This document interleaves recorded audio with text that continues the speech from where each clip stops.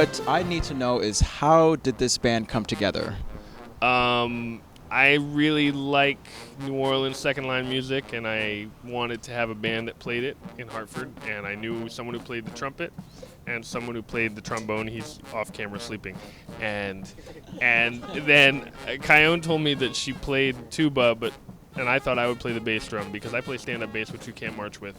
And then right, exactly. And then Kyone took the bass, and I got forced into singing, and we just kept gathering more and more people. Chris was my landlord at the time and volunteered for the snare drum, and yeah, it just came together. And now, with our great fame and wealth, the horn players, they just come to us.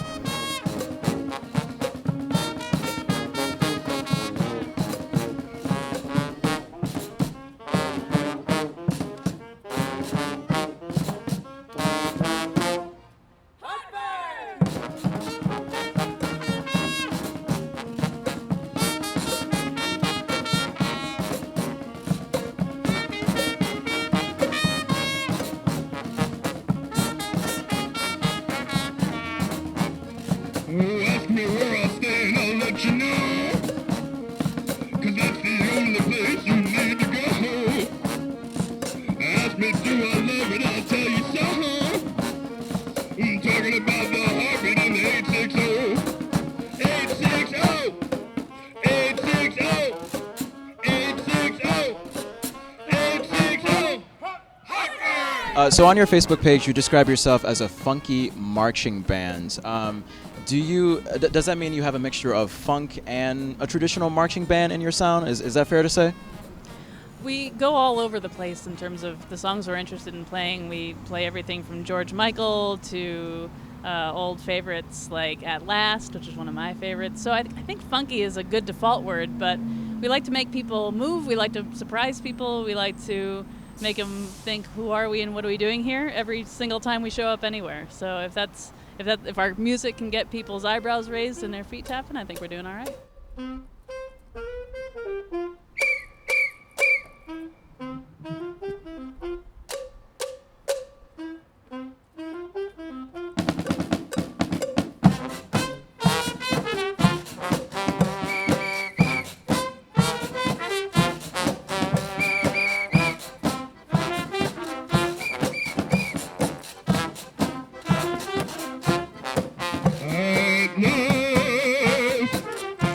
My love has come along. My lonely days are over. And life is like a song. Hot sellers. The skies above all blue.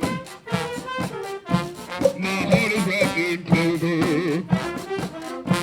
Now that I met you, let's take it to the bridge.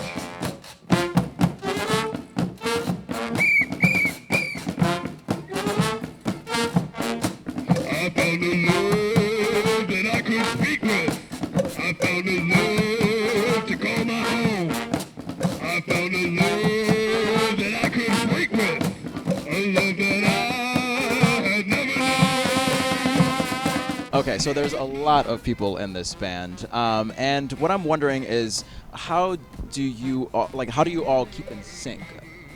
Do you mean musically? Like, how do we not play off the beat? Or do you mean, like, how do we agree on practice times and things like that? I would say a little bit of both, but most importantly, how do you musically keep in sync? Have there ever been any moments where a few members are off key, some members are on key? Mostly that happens only every song, but rhythmically we're good because Kyone's on the big old bass drum. Sometimes we have another person who plays a big bass drum, and we have another person who plays another snare. And yeah, that rhythmically we're straight. More it's about key and when different parts start and how does this song go again, kind of things. We practice a lot.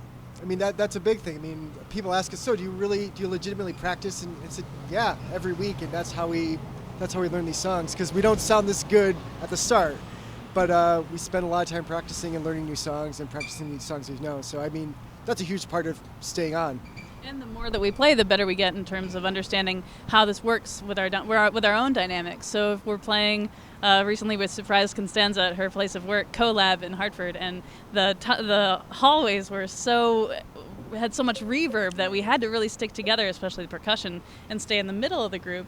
And over time, the more we play, the more we understand our surroundings, and we know the best way to keep together. Sometimes we really want to wander. I love wandering and smacking on this drum and just getting in people's faces and playing and jumping around, but I understand now that we've been playing out so much that we have to keep in mind that the sound is always going to be different depending on where we are. So you just sort of center yourself. Some people say a man is made out of mud. One man's made out of muscle and blood. Muscle and blood and skin and bone. A mind that's a weak and a back that's strong. 16 tons, and what do you get? Another day on the ride, deeper in that same pity. Don't you call me 'cause I can't go. Oh, my soul to the company store.